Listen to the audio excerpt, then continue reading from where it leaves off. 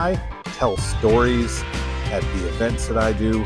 Well, that's a good subject. Let's talk about that. Hi, I'm Bill. This is Creative License, and thanks again for being a part of the little dog and pony show I do every week.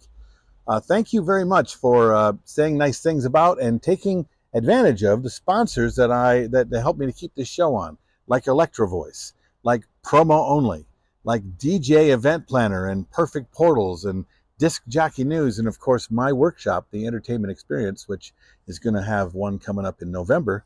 Seats are already selling fast. If you want to know more about it, reach out to me.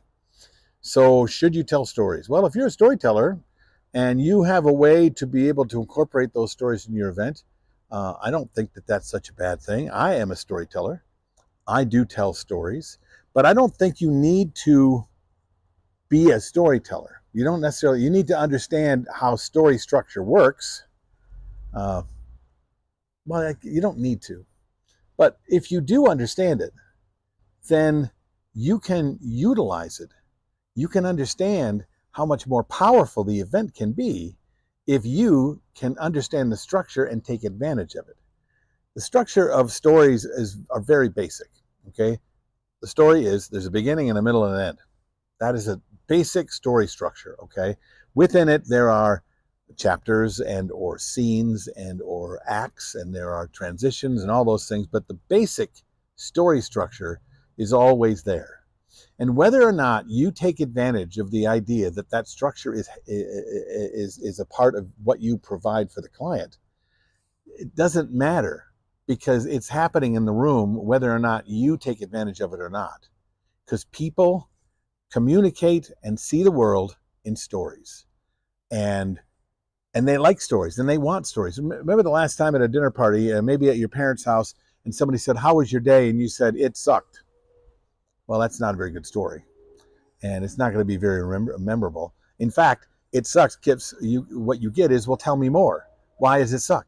Tell me the story about what made it suck." They want to know the story. Now, the same person says, "How was your day?" and that person doesn't say it sucks. That person says, "Oh, it was crazy. I got up, had to early because my alarm clock went off strange time. And then I was tired all the way to work as I drove through terrible traffic. And when I got there, my boss was on my butt and I was behind all day. And when I finally left, I had this great thing that happened to me that got my boss to pat me on the back. And all of a sudden, the traffic was great. And I got all the way home, and there's a beginning and there's a middle and there's an end." That's a story you remember, right? Well, in an event, let's say a wedding, there are structured stories happening all the time because people see it as a story. There's the event itself has a story. The story, the beginning and the middle and the end. You arrive, there's the beginning, there's the dinner, cocktail and dinners and dance, and that's the middle. And then the end is "Thank you for coming, good night, and drive home." That is the story. And within that story, there's the story of I drove up to the event and I saw the parking lot and I talked across the parking lot and I got to the entrance and I went in. Beginning, middle, end. You got inside and you started again with the next chapter, with the beginning of, look at how great this is. I put my gift down. I went and found a cocktail. I talked to a couple of friends and someone announced that we're going to have dinner and I sat down. Beginning and a middle and an end. And there's lots of those that happen. Now, if you take advantage of the structure that's happening and are able to herd the cats, communicate to the room within that structure and around that structure, what you do is going to have more of an impact than anything. And when you have to speak, it isn't just sit down, it's time for dinner. That has a beginning and a middle and an end. Sit down, it's time for dinner, beginning, middle, end. It's not a very good story, right? To get the attention of the room so you can tell the room a shared experienced story is the beginning. And then the middle is the thing you got to communicate, the thing that's happening. And the end is what they have to do for it to be done. That's your whole communication, a beginning, a middle, and an end that has purpose to it. And it drives people to a certain thing.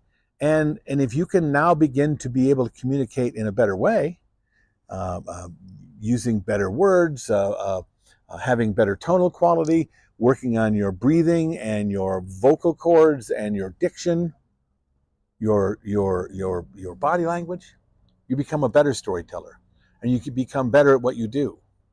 Everything that I talk about with the entertainment experience starts with the story. and the story that's happening, because in the entertainment experience that I talk about, there's a theatrical experience that's happening. And in every event that you have, whether you take my class or not, it's in there. It's happening. You may not be aware of it, but it is happening. So story, you don't have to tell stories, but if you do, or at least if you understand the stories, you're going to communicate a lot better. What do you think of this? Do me a favor and subscribe and ding the bell and get the alerts and tell your friends. You know, I can't remember what you're supposed to say, but I hope I see you next week. This is Creative License, and I'm Bill, and I'll see you next week.